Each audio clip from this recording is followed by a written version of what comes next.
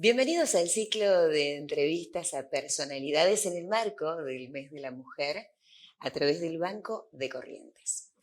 A través de esta doctora aprendimos que la sangre es un bien que no se fabrica por el hombre, que podemos ser muy solidarios y que podemos dar vida a través de una donación, podemos salvar 4 vidas. Y ella hizo mucho hincapié, pero cada vez que hace hincapié lo hace a través de su persona, porque es de ese tipo de personas que predican con el ejemplo.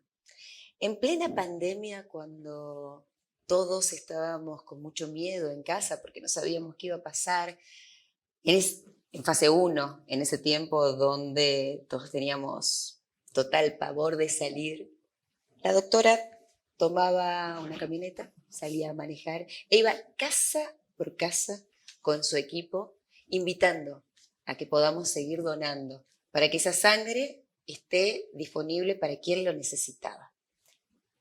Como ese ejemplo tengo muchísimos. Déjenme presentarles ya en primera persona a quien es médica, cirujana, tocoginecóloga, endocrinóloga, ginecóloga, sexóloga, coach, especialista en neurociencia y psicología cognitiva, directora ejecutiva del Banco de Sangre de Corrientes. Doctora Carolina Aromi. Caro, bienvenida. Qué placer estar acá. Gracias a vos y a todo el Banco de Corrientes, por este espacio. Decíamos que estamos en el mes de la mujer, ¿no? Y a todas nos toca tener distintos roles, distintas funciones. Y cuando yo era chica me imaginaba que era la Mujer Maravilla, que te dabas vueltas y te convertías. ¿Vos soñabas con lo mismo? ¿Te veías así? Porque vos sos una Mujer Maravilla. Bueno, yo tengo una anécdota muy especial que dicen que era muy chiquitita y le Sí. acompañé un día a mi papá y conté todos los, no sabía contar bien, entonces no llegué a contar todos y le pregunté a mi papá cuántos cuadritos había y me dijo 43. Entonces le dije, hablaba todo mal, Sí. y le dije, 43 veces me voy a recibir, pero voy a ser médica cirujana. Después fui tan terrible, tan inquieta, tan curiosa que nadie creía que iba a ser médica cirujana. Y vengo de una familia muy tradicional, mi hermana es abogada, actualmente juez, y entonces era como que la medicina no era para una mujer. Entonces estudié a escondidas un año ¿En entero. serio? Mi primer materia fue Derecho Romano con el doctor Mejes, que fue la que más me costó. Después medicina fue un placer.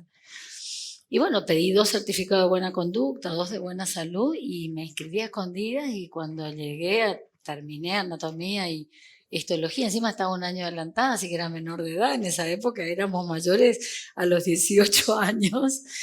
En ese momento junté valor cuando cumplí los 18 y hablé con mis padres, que fueron después los que más me apoyaron en toda mi carrera, ¿no?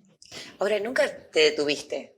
O sea, vos No, sabías desde muy chiquita qué querías hacer con tu vida.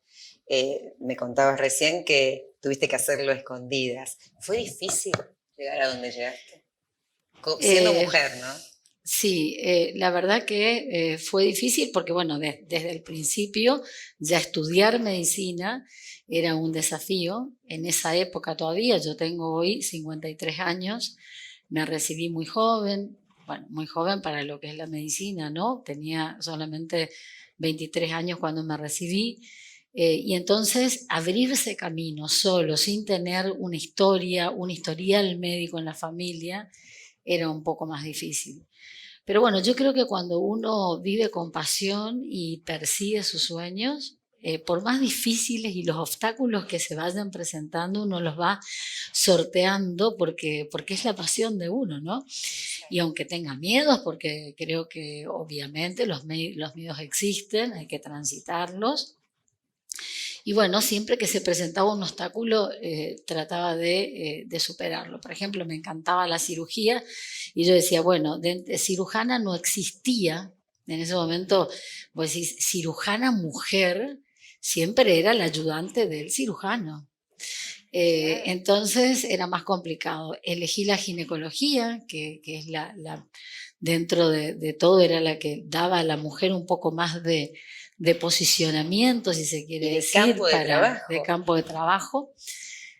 Amé la primera especialidad que elegí, la verdad que, y la sigo amando, sigo siendo ginecóloga y obstetra.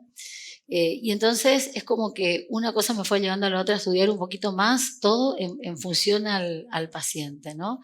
Y creo que así me fui posicionando y teniendo mi lugar. Yo creo que la mujer sí es verdad que cuesta más, pero creo que eso depende de nosotras. Creo que uno tiene que llevar su sillita, acá estoy, tiene que dar el paso, exacto, plantarse cuando uno está seguro de lo que quiere. Y entonces ahí no dejarse avasallar ni permitir el no cuando uno está seguro de que lo puede hacer. demostrar con hechos. Sí. Yo recién decía cuando te presentaba que vos predicás con el ejemplo. La primera que está, la primera que llega. Entonces, es así se forma un líder, así trabaja un líder. ¿Lo sentís así? Sí, yo creo en ese sentido que me decís, creo dos cosas que son fundamentales. Cuando empezaste a hablar, yo me acuerdo que veníamos de una colecta de Goya, y en la colecta siempre hay 60 personas porque hacemos mucha publicidad para que la gente done, ¿no? Y ese día veníamos solamente con 10 sachets, o sea, en vez de 80 o 60, 10. Y dice, algo tenemos que hacer porque, no, a ver, si vos le decís, aparte le das la información y de la parte médica que te tenés que quedar en casa, y por otro lado, le decís, necesitamos, vengan a donar. No, o sea, tenemos que hacer algo coherente, y así fue el famoso quédate en casa, que hizo que Corrientes, de hecho, fuera la única provincia que no solamente no disminuyó, como en toda la Argentina, el 80 y hasta el 100%, de sangre, Corrientes aumentó. ¿Por qué? Porque nosotros íbamos a las veredas y entonces, claro, la gente estaba en la casa y nosotros le contábamos, porque también creo que uno no puede querer lo que no conoce, ¿no? Exactamente. Entonces contábamos y le decíamos, te vas a convertir en héroe, vas a salvar 4 vidas. Entonces se anotaban 2 para donar y terminaban donando 8. Así que había días que bueno, que teníamos previsto volver a las 9 de la noche y terminábamos a las 12.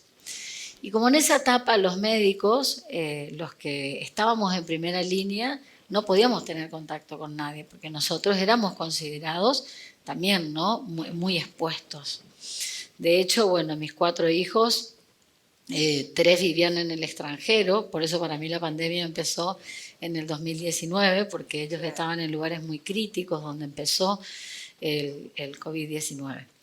Y mi hija más chica vivía en Buenos Aires. Entonces yo al vivir sola no tuve que ir a un hotel, sino me quedé sola en mi casa, y entonces eran las 24 horas, era conectada ahí.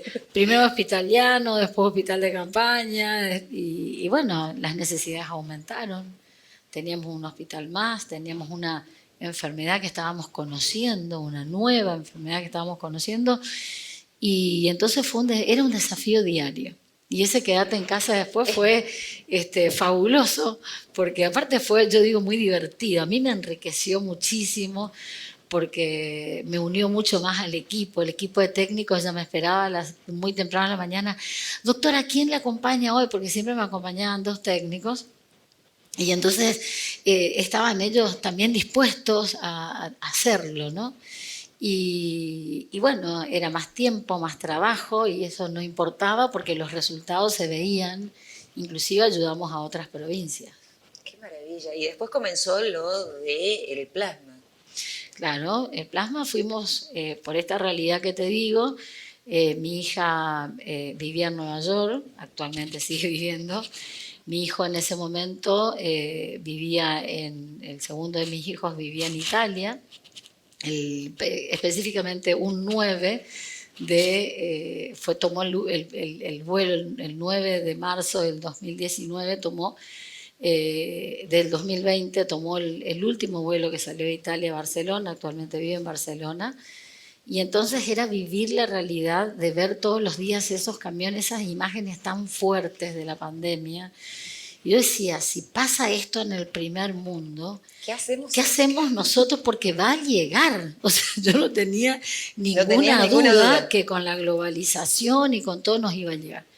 Entonces, con la ayuda de ellos me mandaban un montón de papers, un montón de trabajos desde Israel, desde Estados Unidos, de todo, y empecé a formar un equipo para ver qué es lo que nosotros podíamos hacer desde el banco de sangre, que era el plasma convaleciente. Por eso fuimos también la primer provincia con Buenos Aires, había un centro en Buenos Aires y el Banco de Sangre Central, doctor Luciano Pizzarello, los únicos que teníamos. No teníamos paciente todavía, porque teníamos muchos recuperados, pero no recuperados con enfermedades leves. Entonces teníamos un pool muy grande de plasma convaleciente y gracias a Dios en ese momento las camas, inclusive del hospital, primero en el Hospital Llano, la sede, y en un comienzo el hospital de campaña vacías, porque no teníamos todavía. O sea, eso nos permitió tener un buen stock como para en el momento específico poder utilizarlo y fue una herramienta muy valiosa que de hecho se sigue utilizando, ¿no? Y que salvó muchas vidas. Sí, realmente sí. Decimos que somos sobrevivientes, ¿no? Y que eso nos cambia un poco el paradigma de vida, porque haber transcurrido, haber sobrevivido a una pandemia que es histórica, ya nos da un plus más, un toque de conciencia. ¿Qué decís que cambió en vos, Caro? ¿Qué te dejó a vos? Bueno, en mí cambió totalmente. O sea, yo creo que si no aprendimos, yo crecí muchísimo, tanto en lo personal como en lo profesional. Ya el coaching para mí fue una transformación unos años antes y me dio muchas herramientas que yo creo que nada pasa por casualidad, ¿no? Creo que eso me ayudó un montón a tomar las decisiones adecuadas para poder ayudar a mi provincia en ese momento. Pero en lo personal, el vivir el aquí y el ahora, el disfrutar, a mí me tocó en lo personal estar muy lejos de mis hijos, no verlos, nunca pasé tanto tiempo sin verlos, pasar enfermedades, pasar muchas pérdidas. Entonces eso, ¿no? Creo que si vos me decís en qué cambió Carolina, creo que fortalecí todos los valores que me enseñaron mis padres. Creo que hoy, si siempre pude ver las pequeñas, las simples cosas de la vida, hoy te digo que me aferro a eso, a disfrutar de cada cosa, me puse mucho más sensible.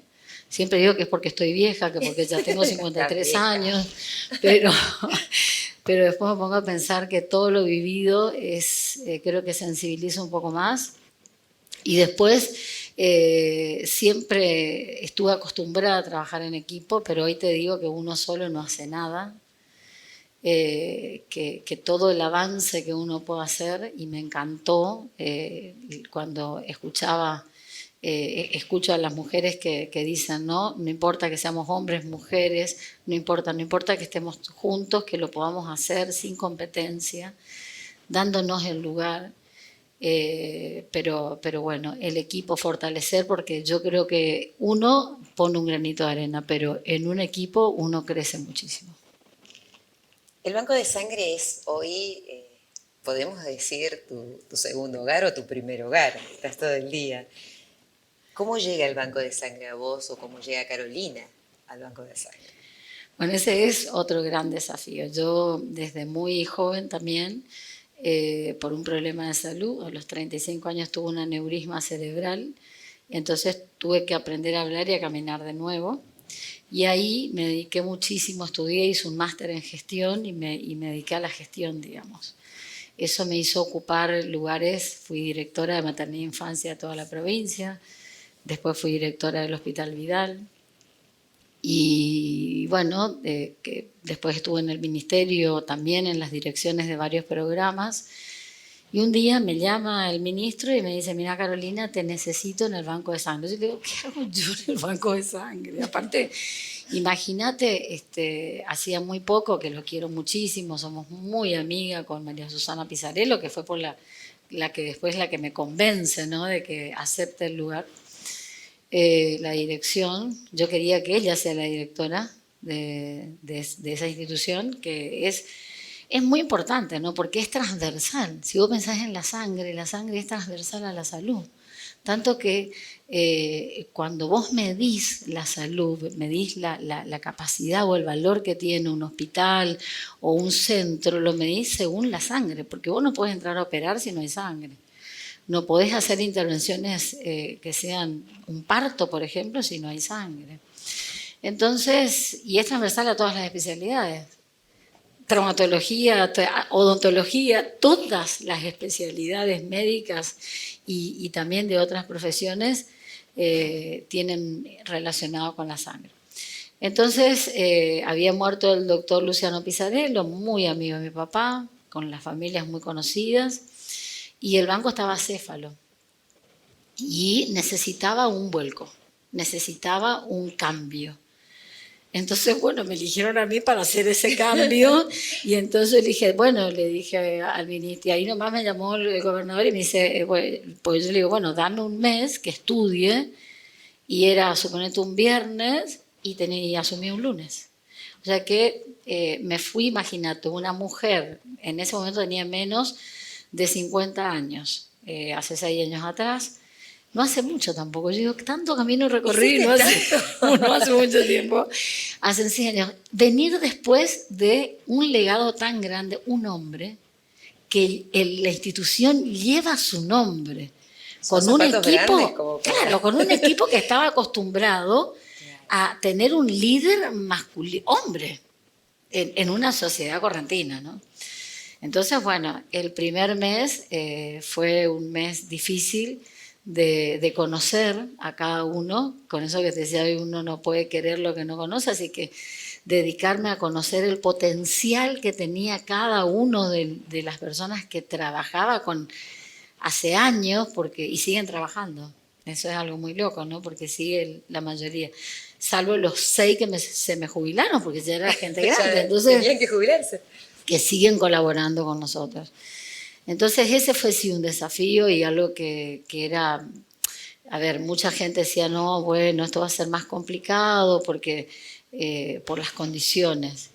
Me encontré con un equipo maravilloso que me siguió los pasos, se atendía como en todos los bancos de sangre del mundo. Recién hace poquito porque mi hijo que vivió en Barcelona tuvo un problema de salud y me tuve que ir en 2 horas, ver un pasaje e irme. Y pude volver a chequear. Yo mi especialidad de endocrinología la hice en Barcelona. Y ni en otros lugares del mundo no existen bancos de sangre que estén abiertos más de 4 horas. Y claro, cuando yo ingresé al banco, el trabajo era de 9 a 14. Y dije, no, si tenemos médico de guardia, somos todo un equipo que podemos... El banco va a funcionar de 7 a 22 horas. Y así funciona. Y yo le digo, bueno, y vamos a crecer. Y les explicaba que la mejor forma de crecer no era depender totalmente del Ministerio del Estado, sino de autoabastecernos, de gestionar nuestro propio crecimiento. Y así lo hicimos. Y así... con la ayuda de ellos, con la aceptación de esa mayor carga horaria, que estaba dentro de lo estipulado en realidad, ¿no? Crecimos un montón. La gente empezó a visualizar y empezó a comprender la importancia de que la sangre no se fabrica. Y eso con el ejemplo te digo, hay días íconos y yo dono 4 veces al año. Ayer, todavía tengo una marquita, festejaba el Día de la Mujer donando sangre, lo hago el 14 de junio, que es el Día Mundial del Donante Habitual, el día de mi cumpleaños, el 23 de septiembre y después Navidad. Ya tenés las fechas estipuladas. Ya tengo las fechas estipuladas. Por ahí, si hace falta, dono un poco antes. No soy tan estructurada. Esa es otra cosa que aprendí con el tiempo, a desestructurarme. ¿Sentís que el coaching también te ayudó a humanizar mucho más la mirada a la medicina? Mira, yo creo que si el médico no es humano, no es médico. O sea, creo que el médico debe tener 2 cosas y así no es muy poco probable No te digo que no sea exitoso, ni que no sea muy inteligente, ni muy científico, pero creo que el médico hay dos cosas que no le puede faltar. Primero, la humanidad y la vocación de servicio. Si no tenés esas dos cosas, creo que no. Lo que sí hizo el coaching conmigo fue un proceso de transformación en darme un montón de herramientas que hoy me enriquecieron un montón para poder darle un plus a mis pacientes y verlo de otra mirada, eso sí. Pero creo que la humanidad y la vocación de servicio tienen que estar desde siempre. Siempre que nosotros elegimos, prescindimos de algo. Siempre tenemos que dejar de lado otra opción cuando nosotros tomamos una decisión. ¿Qué sentís que tuviste que dejar de lado para ser hoy quien sos y ocupar el lugar que ocupás?